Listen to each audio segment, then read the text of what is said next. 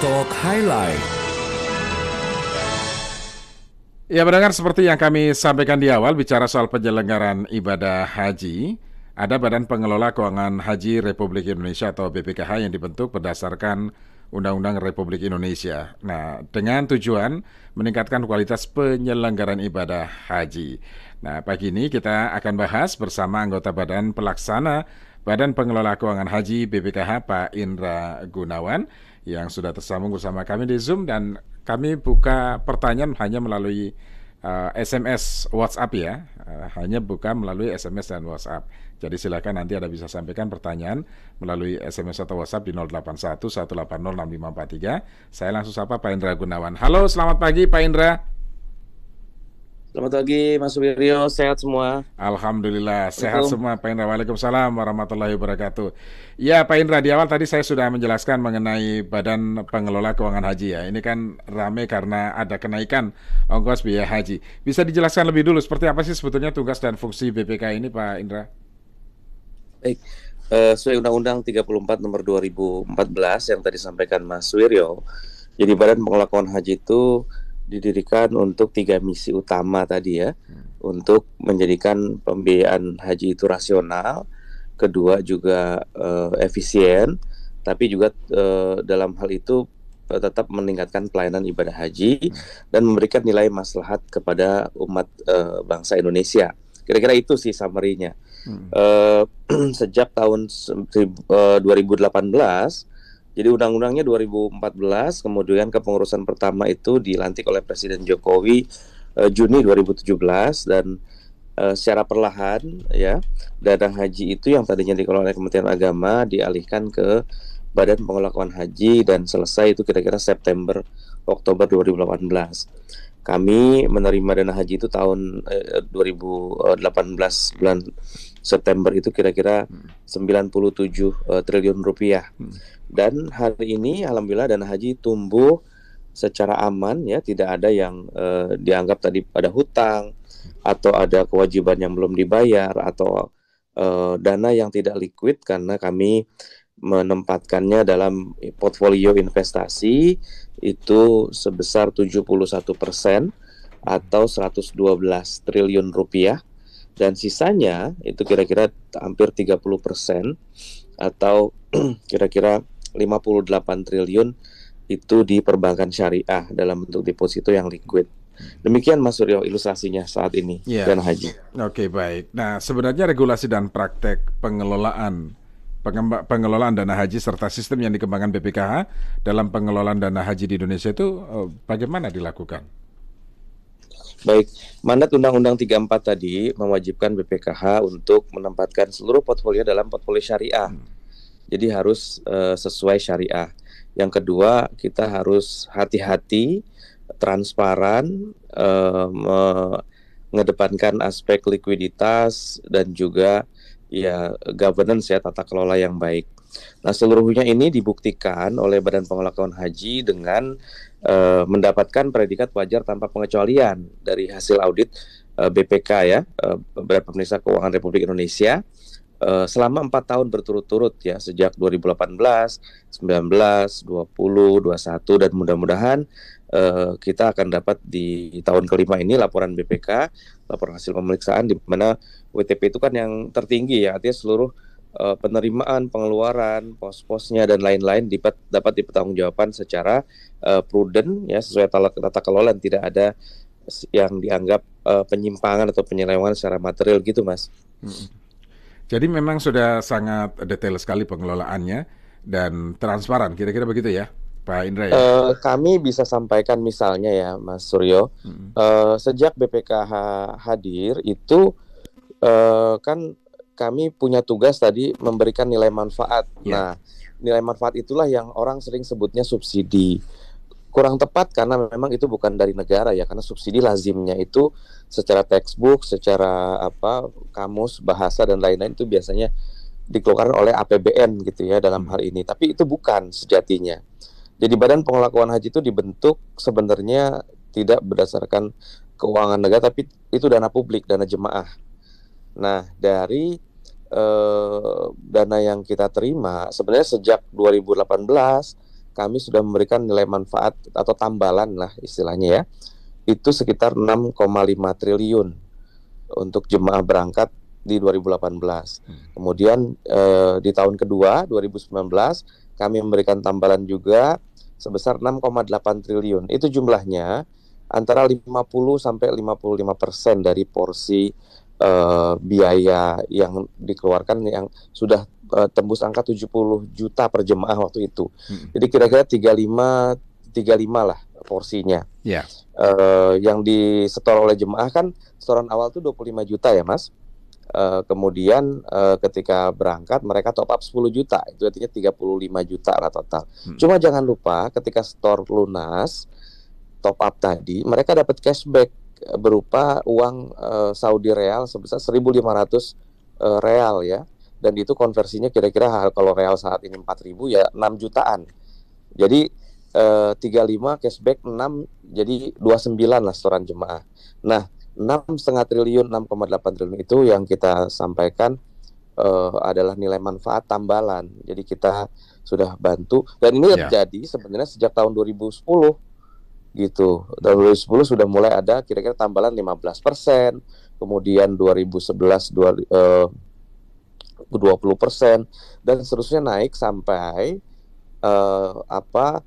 kan 2020 dan 2021 tidak ada keberangkatan haji ya dari di luar Saudi. Memang tidak ada tambalan subsidi, jadi dana haji kira-kira mengendap lah dan aman tapi masih tumbuh. Nah di tahun kemarin 2022 kita itu memberikan tambalan nilai manfaat kira-kira 5,5 triliun. Loh, kok Mas Indra lebih kecil itu? Iya, betul, karena porsinya cuma setengah kan. Kuotanya diberangkatkan setengah dari kuota normal. Sejatinya itu tambalannya itu hampir 11 triliun kalau kuota normal 221.000. Jadi tambalan itu kalau diakumulasikan selama ini kita udah keluar hampir 20 triliun Mas Wiryo.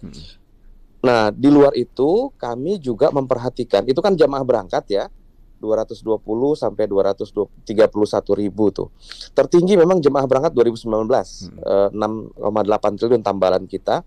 5,5 triliun itu indikasi bahwa nilai keberangkatan jemaah biayanya itu realnya sebenarnya sudah hampir 99 juta.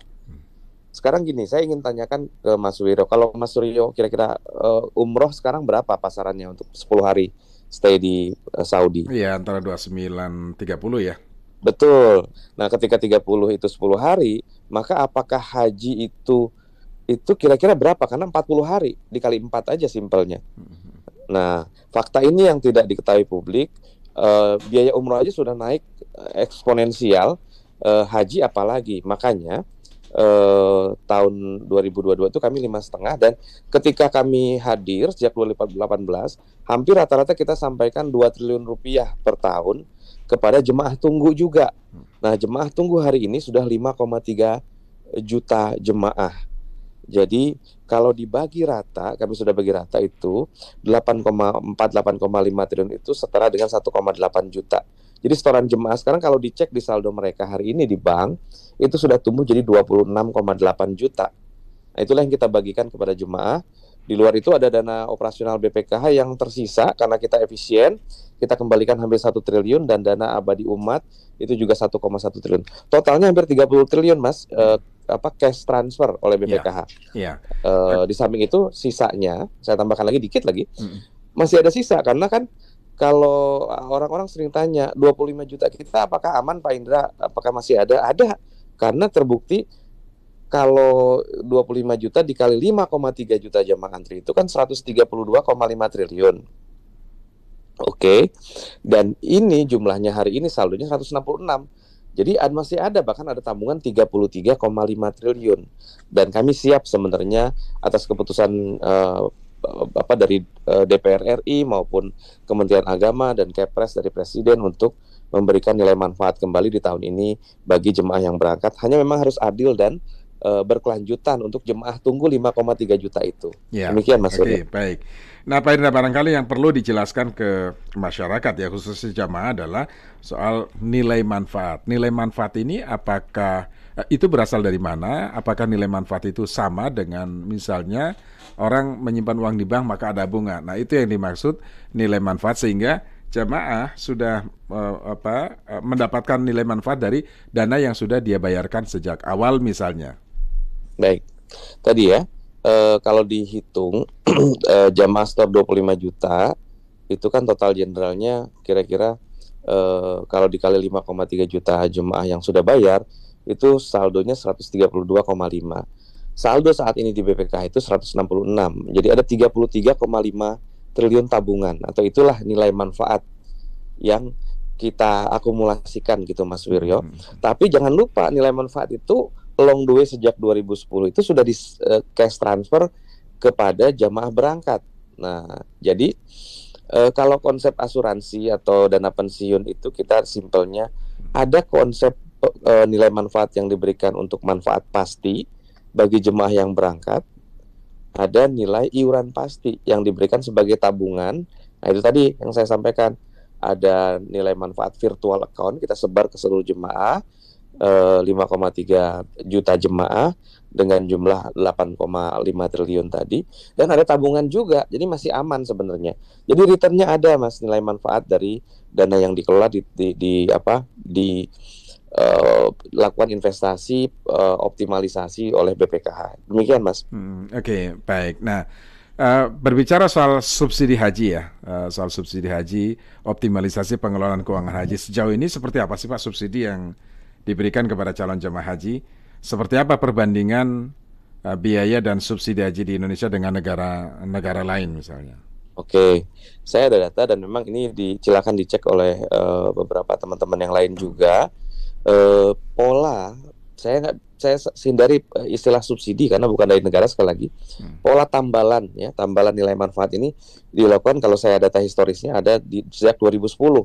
Jadi awalnya 4,5 jutaan saja, atau kira-kira 13% jumlahnya dari. Jadi kalau total biaya itu 50 juta,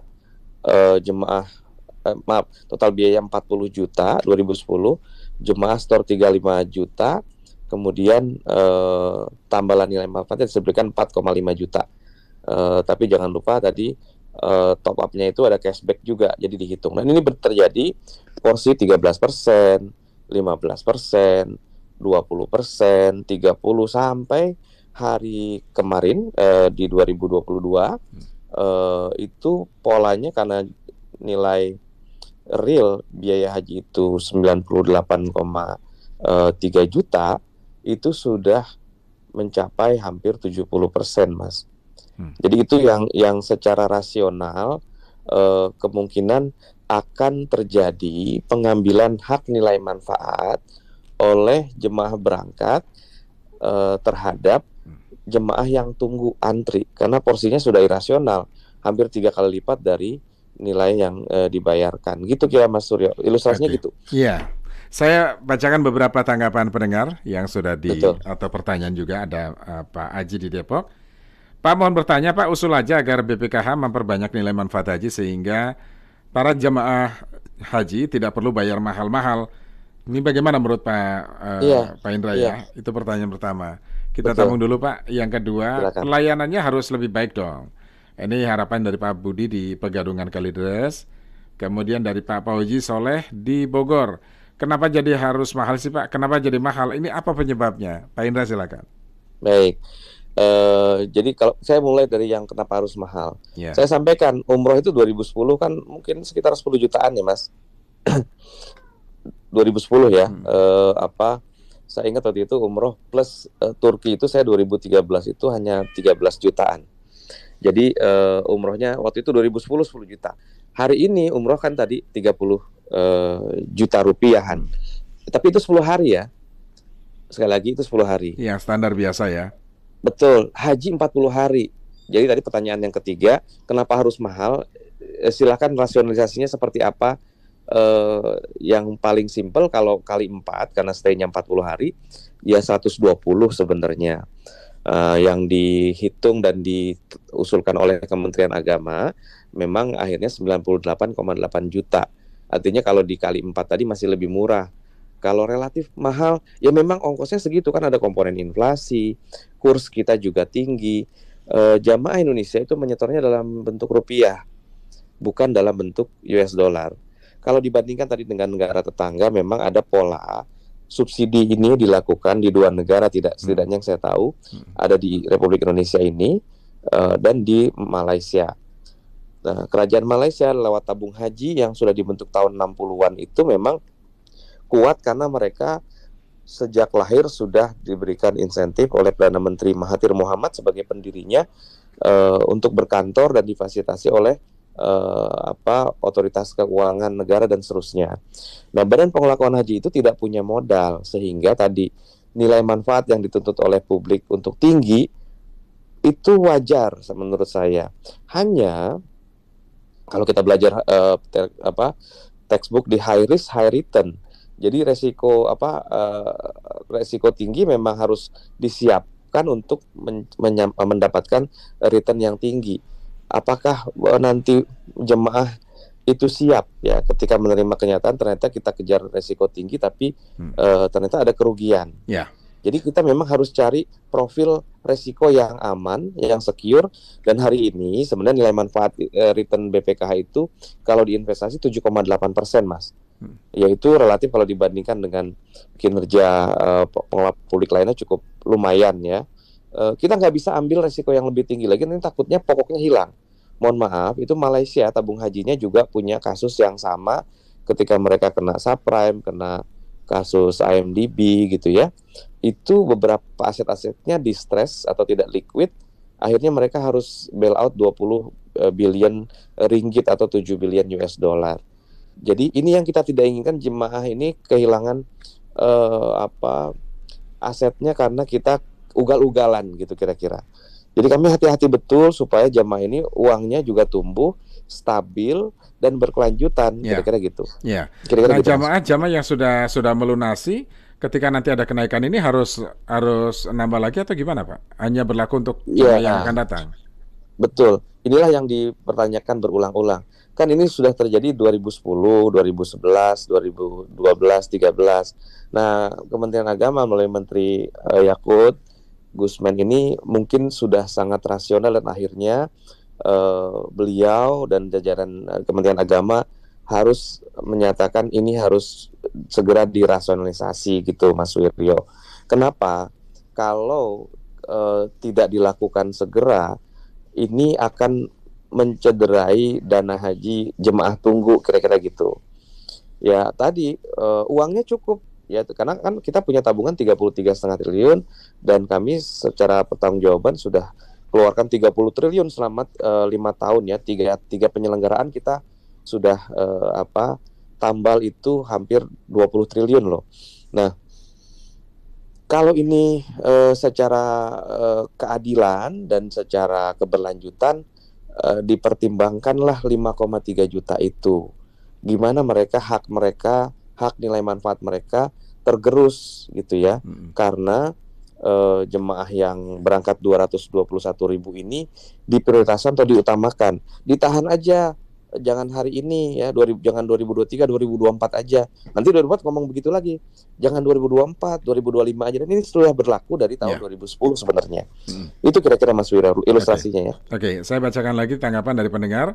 Dari Pak Sugiarto, kenapa kenaikan BP ini tahun ini naik hampir 100%, Pak? Padahal Saudi sudah menurunkan biaya, sedangkan negara tetangga kita, Malaysia, tidak jauh ya dari tahun kemarin. Ini pertanyaan Pak Sugiarto. Kemudian Pak Hartono, biaya setor 25 juta. Kemudian tunggunya 12 tahun, nilai manfaat mungkin 35 juta. Jika BP 95 juta, sisa kekurangan beban jamaah itu sendiri. Usulannya agar biaya setor naik 35 juta agar nilai manfaatnya besar, sehingga pelunasan oleh jamaah nanti kecil dan rasio beban jamaah 70-30. 70-30 gitu ya. Ini Pak Hartono. Kemudian dari Pak Dakar. Ini Pak Dakar mencoba menghitung kalkulasi ya. Setoran haji 25 juta. Kemudian tambahan 10 juta atau dengan tabungan sebulan $2 ya, bunga SBN 6%. kurs 15 rupiah, 15.000 rupiah per dolar ya. Kemudian waktu tunggu 20 tahun.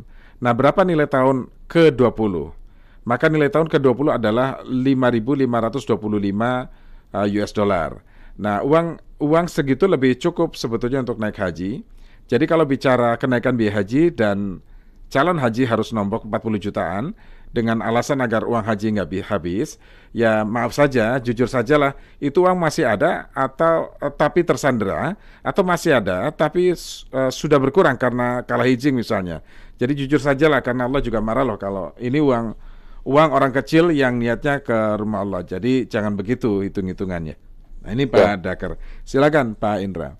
Baik, saya mulai dari Pak Dakar dulu aja ya, biar saya juga ini. Jadi Bapak, sebenarnya kondisi pengelolaan itu kami hanya bisa bertanggungjawaban sejak Badan Pengelola Keuangan Haji ada. Jadi bahwa tadi kurs Bapak ngambil 15.000 kan hari ini. Sementara kalau dikonversi sebenarnya dulu juga tidak seperti itu. Yang kedua, kita itu bukan kayak pola tabungan iuran pasti.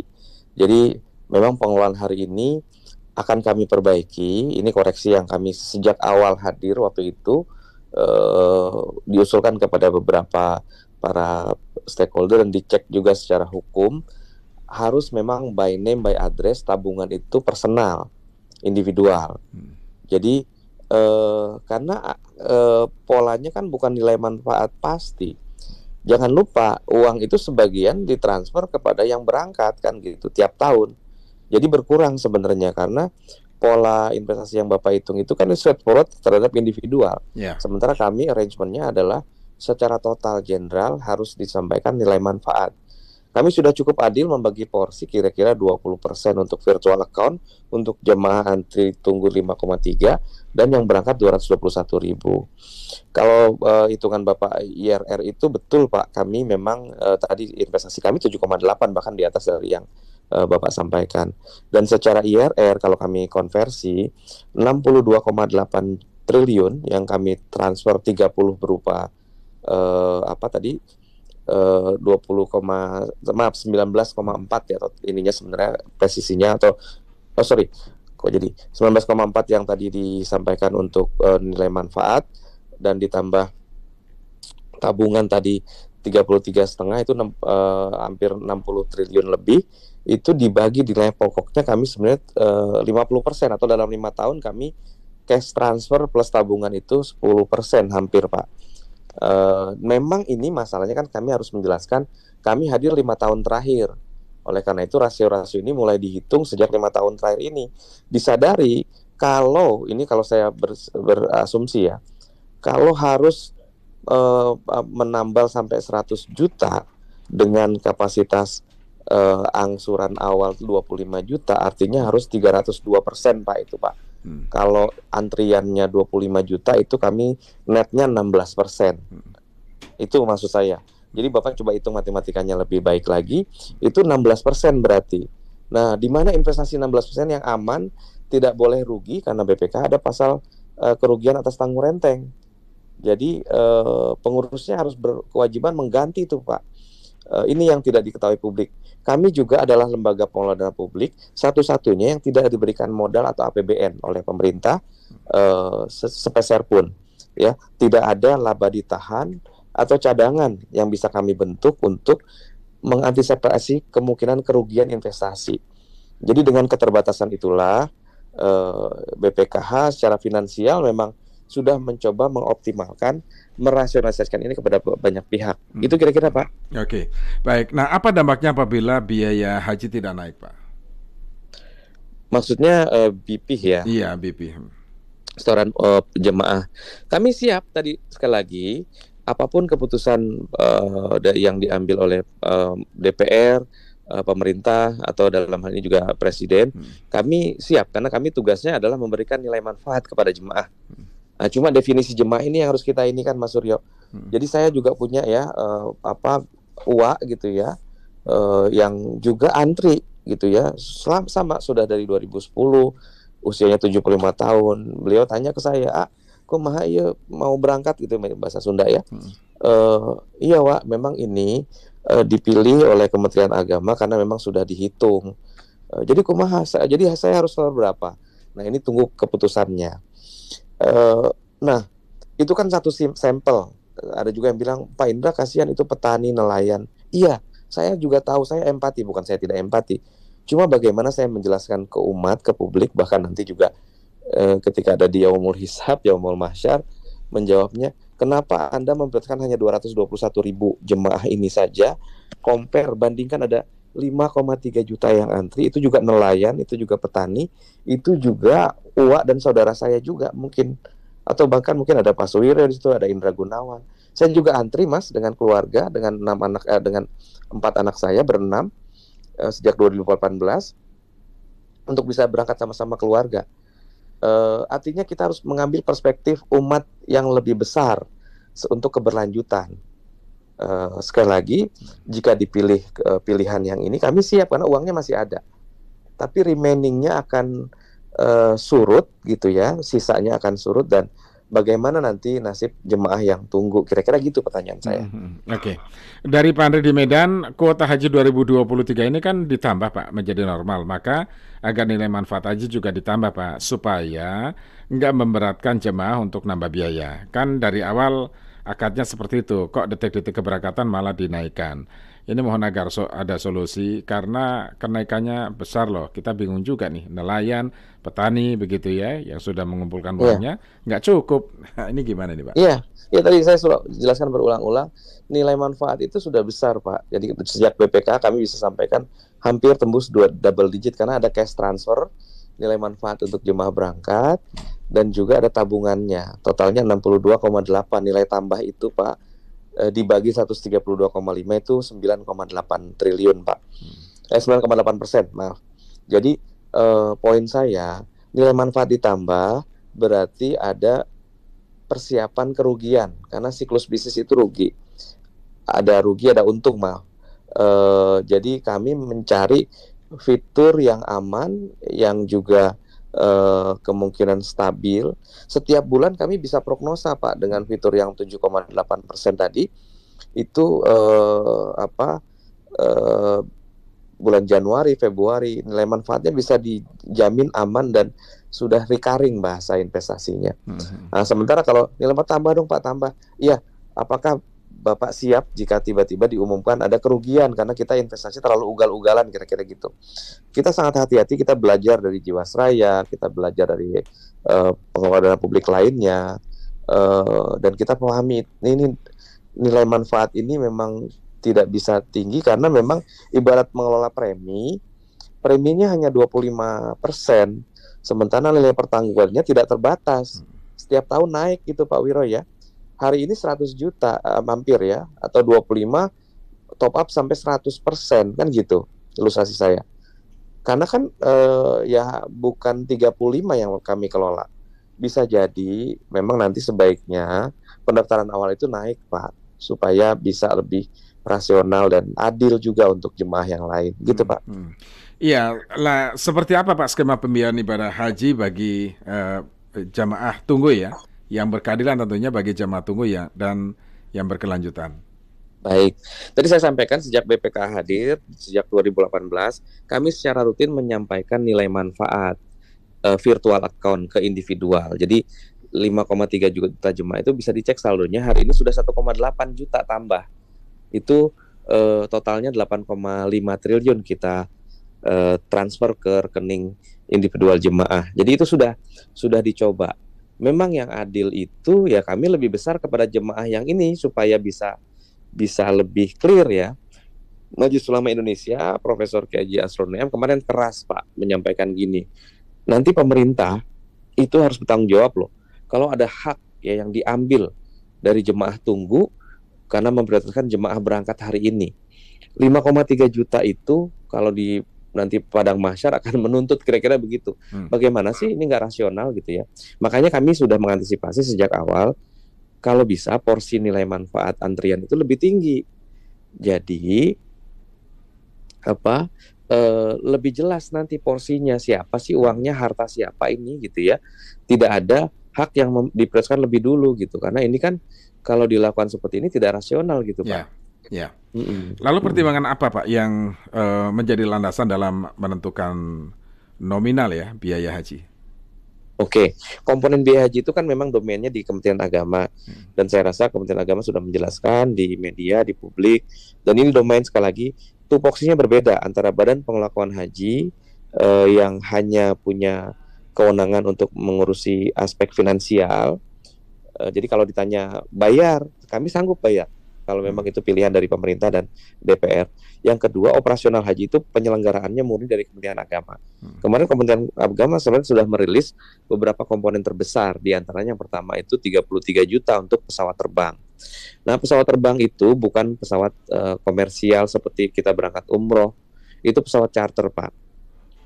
Jadi karena ada peraturan dari General Authority of Civil Aviation, itu untuk jemaah yang diberangkatkan di 30.000 ke atas harus direct, ya, direct flight, tidak boleh transit.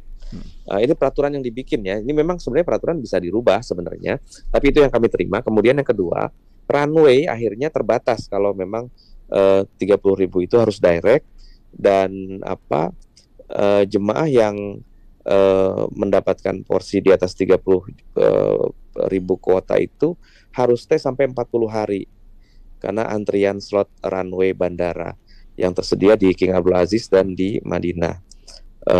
King Abdul Aziz Jeddah dan di Madinah. Sementara kami juga sedang pelajari sebenarnya mungkin ada bandara-bandara lain di Taif, di Tabuk, di Damam ya, radius yang tidak jauh dari Mekah dan Madinah untuk bisa jadi runway, sehingga kan komponen biaya itu akhirnya dihitung dari komponen pesawat yang 33 juta, itu Pak ya, karena 4 flight jadinya karena charter. Jadi bukan 2 flight retur pulang pergi. Jadi antar berangkat isi penuh jemaah, kemudian pesawatnya pulang lagi balik kosong. Nah nanti pas selesai haji dijemput lagi kosong, pulangnya penuh. Maaf, ya betul gitu ya. Jadi 4 flight kita bayar. Itulah kenapa tagihannya 33 karena afturnya dikonsumsi dianggap 4 flight. Ini juga yang kita sedang pelajari. Apakah runway itu memungkinkan kita untuk shorten duration for stay, untuk tinggal tidak 40 hari. Ya kan tadi kenapa Bapak milihnya 40 hari, kan harusnya bisa lebih pendek. Nah itu juga sedang dikaji, dan kami juga meminta masukan para masyarakat, para pakar. Sebenarnya secara fikih juga kan tidak perlu 40 hari. Karena ritual haji itu cuma 6 hari basically ya. Tinggal di Arafah, Mina, Muzdalifah dan seterusnya. Ini kita agak dalam dikit nih. Nah komponen-komponen itu sebenarnya bisa diturunkan. Jadi kemudian ketika 33 juta saja sudah ada di pesawat ongkosnya, nah tentunya hotel di Saudi gitu ya, di Mekah, di Madinah, kemudian kalau ada transit Jeddah, itu harus dihitung ya, itu hampir 30 jutaan lebih. Kemudian ada konsumsi, kita juga diberikan konsumsi, usulan dari Kementerian Agama itu 50 kali makan ya, selama di Armina dan transit itu diberikan catering. Terus kemudian terakhir masyair ini masa di Mina, Muzdalifah dan Arafah itu di tenda itu komponennya naik hampir kemarin 16 juta jadi 23 juta lebih. Nah kalau disampaikan tadi tidak ada kenaikan layanan, yang dimaksud layanan ini masyair sebenarnya. Jadi layanan selama di Armina. Kalau yang layanan hotel, catering itu naik semua Pak Suwiryo, karena kita tahu secara global kan inflasi juga tinggi. Saudi sudah menetapkan pajaknya 17%, 17,5% maaf, sudah mulai kena pajak sebenarnya semua biaya haji dan juga biaya hotel dan segala macam. Yang terakhir itu ada cashback 1.500 real tadi, uang saku sebesar 6 juta rupiah. Jadi kalau boleh dibongkar-bongkar, sebenarnya apakah mungkin misalnya runway ada dan kita tidak stay 40 hari sehingga terpangkas sebagian, kan gitu ya Pak Swire ya. Jadi turun, misalkan ada yang usulan beberapa anggota DPR 30 hari aja Mas, atau 20 hari. Kemudian cateringnya juga nggak usah, kan udah dapat uang saku gitu ya. 6 juta tuh lebih loh untuk beli oleh-oleh, untuk makan dan seluruhnya. Karena kata jemaah, bosen Mas kalau Mas masakan catering yang disediakan, katanya menunya terlalu seragam dan lain-lain. Nah rasionalisasi ini harus diskusikan dan dipertimbangkan oleh Kementerian Agama dan DPR. Jadi kami bukan domain di situ, tapi kami mendapatkan informasi demikian, dan harapannya ada masukan-masukan yang jitu, formulasi yang tepat pertimbangannya, sehingga biaya haji itu bisa ditekan lebih murah lagi, gitu Mas Oke. Suryo. Nah, saya bacakan lagi tanggapan dari Pak Sulistio. Pak Sulistio, sisi niat ibadah dari sekian umat yang sudah menunggu lama harus dicari solusi minimal tahun depan agar terjangkau. Misal dibuat paket yang lebih padat singkat, yang penting rukun haji terpenuhi. Kemudian haji, saya hanya berdoa semoga ada win-win solution yang bisa disepakati semuanya sehingga tidak terjadi silang pendapat yang justru membingungkan jemaah. Kemudian dari Bu Ningsih di Semarang, saya setuju saja jika itu kebaikan masyarakat Indonesia. Ya, kemudian nilai manfaat yang faktanya akhirnya tidak bermanfaat bagi para calon haji yang sudah menunggu lama 20 sampai 30 tahun. Ini menurut Pak Catur ya, apa iya nilai manfaatnya seperti itu. Kemudian Pak Indra, Pak Syafri di Surabaya, saya apresiasi Pak Indra juga ikut antri. Apa mungkin yang tahun ini dan tahun-tahun ke depan biayanya tetap sama, Pak? Nah, namun yang 2 tahun ke depan mungkin bisa disesuaikan sehingga kebijakan nggak terlalu mendadak. Bisa ya, Pak, yang seperti itu. Nah, Kemudian dari Pak Andra di Medan, kuota haji 2023 ini kan naik ya, jadi normal dan mohon agar nilai manfaatnya juga bisa normal kembali. Nah, kira-kira ini beberapa tanggapan pendengar. Silakan ditanggapi. iya. Jadi kalau kuota ini antrian, tadi saya lupa detail ke perbandingan dengan negara tetangga di Malaysia ya. Ya, Jadi gini Pak, antrian kuota haji itu di-define berdasarkan pertemuan negara-negara konferensi Islam, organisasi konferensi OKI ya, kemudian dengan kerajaan Saudi, ditentukanlah bahwa karena venue atau tempatnya di Arafah, puncak ibadah haji, maka itulah tempat yang dinyatakan sebagai limit dari kuota maksimum. Jadi saya simpelnya mungkin 4 juta orang kira-kira yang hadir di situ gitu ya. Kalau lebih kan nanti kayak GBK atau Kanjuruhan gitu ya. Alhamdulillah, amit-amit jadi over kuota dan akhirnya ada kecelakaan, tidak aman dan seterusnya. Jadi 4 juta itu berdasarkan populasi muslim dunia 4 miliar. Nah, dibagilah rumusnya dibagi 1.000 Pak. Jadi Indonesia itu dapat 221.000 karena 221 juta. Malaysia 30.000 kuotanya karena 30 juta populasi muslim. Nah, Malaysia itu ada pola yang ini karena antrian di Malaysia tuh saya sampaikan ke Bapak Ibu sekalian, itu 120 tahun sampai 146 tahun. Kebayang nggak Pak? Karena 30.000 kuota, mereka yang mendaftar hampir 10 juta orang. Antriannya Pak ya. Jadi makanya servis Malaysia itu karena bisa ada paket 40, itu paket layanan perunggu Pak, bronze gitu ya, paling rendah, paket ekonomis lah gampangnya. Memang ada subsidinya, tapi mungkin tinggalnya tidak dekat dengan haram, tapi ada bis gitu ya. Jadi paket ekonomis lah. Mereka bisa bikin tiring layanan sesuai dengan dana yang tersedia dari jemaah. Kok bisa? Karena memang mereka sudah antri hampir lebih lama ya, hampir 2 kali lipat dari atau 3 kali lipat dari jemaah haji Indonesia. Tadi saya kalau nilai manfaat itu tidak bisa jawab di luar dari konteks tugas BPKH yang mulai 2018 ditugaskan. Jadi kami kalau 2018 ke sini bisa jelaskan tuh, kami hampir 10% nilai manfaat yang dikontribusikan dan bisa dijelaskan secara rasional. Ini yang menjadi gap. Saya nggak bisa jawab kalau dulu-dulu kenapa ya, karena memang tadi belum ada di BPKH dulu penyelenggaraan. Ini perlu disampaikan ke publik juga. Jadi kalau boleh, memang kuota itu otomatis kalau 5,3 juta jemaah antri di Indonesia dibagi 221 itu 26 tahun. Nah tadi saya udah hitung kalau pakai pola nilai manfaat tambalan itu dibiarkan 100 juta, kami harus cari uangnya 16% IRR-nya. Nah ini kalau cari yang 16%, jadi high return itu pasti high risk. Ya tahun ini 16%, tahun depan bisa minus 20%. Biasanya begitu Pak, karena volatilitas siklus risikonya itu yang harus saya sampaikan ke publik juga. Baik, saya sampaikan pertanyaan pendengar satu, karena ini banyak sekali yang menyampaikan pertanyaan. Ini saya pilih secara acak. Pak Muji di Palembang, saya pernah baca Pak sekilas ya, kalau tidak dinaikkan biaya hajinya, maka jemaah haji tahun depan akan lebih mahal. Ini maksudnya apa ya Pak Indra? Iya, jadi tadi saya ilustrasinya gini. Sekarang saya biar simpel aja ya.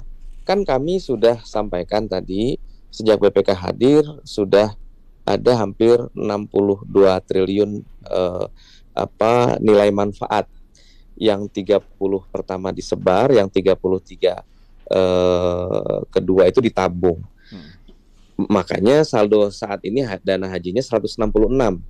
Kalau 25 juta aja kan sebenarnya kami ada juga mengindikasi kan, ada 2012 tuh ke bawah ada yang nyetornya nggak 25 juta Pak, ada 20, mungkin lebih kurang dari itu gitu ya. Tapi kami gross up saja, rata-rata anggap saja jemaah ini setornya 25 dikali 5,3 itu 132,5. Ini hitung-hitungannya ya. Jadi ada 33,5 tabungan, betul kan Pak Suryo ya?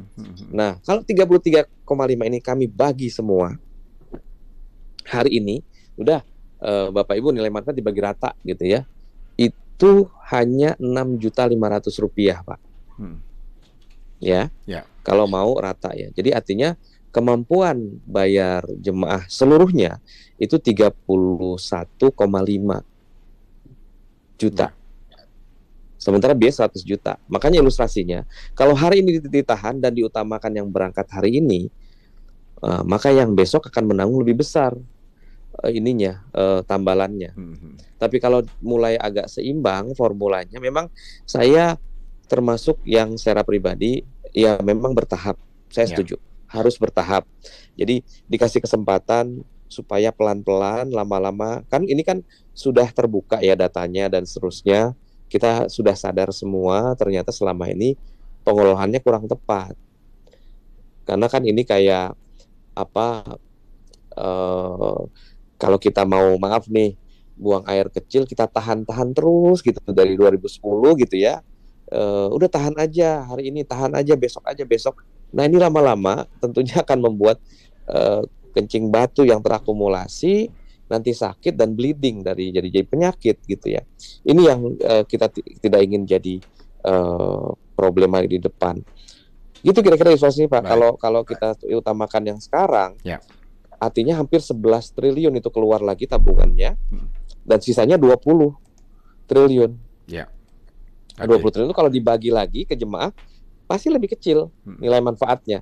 Jadi kalau ditanya kenapa nilai manfaatnya lebih kecil, karena diberikan kemarin-kemarin itu kepada yang sudah berangkat Bapak. Itu yang saya mau ngomong sih, cuma nggak enak nih kepada alumni haji yang lalu gitu. Silahkan tagih karena mereka sudah menikmati luar biasa. Apalagi yang paling mewah itu memang tahun 2022 Pak. Itu hampir 70 juta. Termasuk dengan cashback tadi ya. Kira-kira gitu Pak. Baik. Pak Indra, terima kasih sudah bersama kami Pak Indra. Baik, sama-sama Pak Widodo. Saya juga minta maaf lahir batin, kami sekali lagi secara finansial bisa menjelaskan, mempertanggungjawabkan karena tupoksi kami finansial. Selama 5 tahun kami jelaskan tadi ya, kami sudah bisa memberikan cash transfer plus tabungan itu total agregatnya hampir 10% nilai manfaat yang kami bisa berikan. Tapi kenapa kok jadi uangnya dikemanakan? Ya itu Pak, uangnya sudah diambil oleh jemaah yang berangkat kemarin, kira-kira gitulah. Karena kami tambal dari 2010, saya ulang lagi Pak ya, biar clear. Yang berarti jemaah yang kemarin marah loh Pak. Iya, nah, tapi memang betul. Maksud saya gini, kan ditambal 4 juta, kemudian 5 juta, 6 juta, 10 juta. Ya, kalau kalau jamaah kan hanya menerima ya, karena kan tetap dari BPKH yang ngatur bagaimana supaya nah kami baru bisa punya kewenangan itu 2018 Pak, gitu.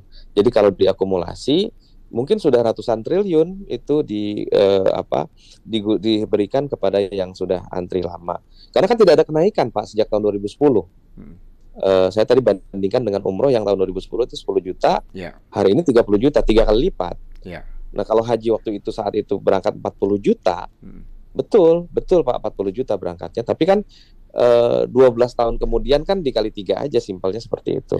Oke, baik.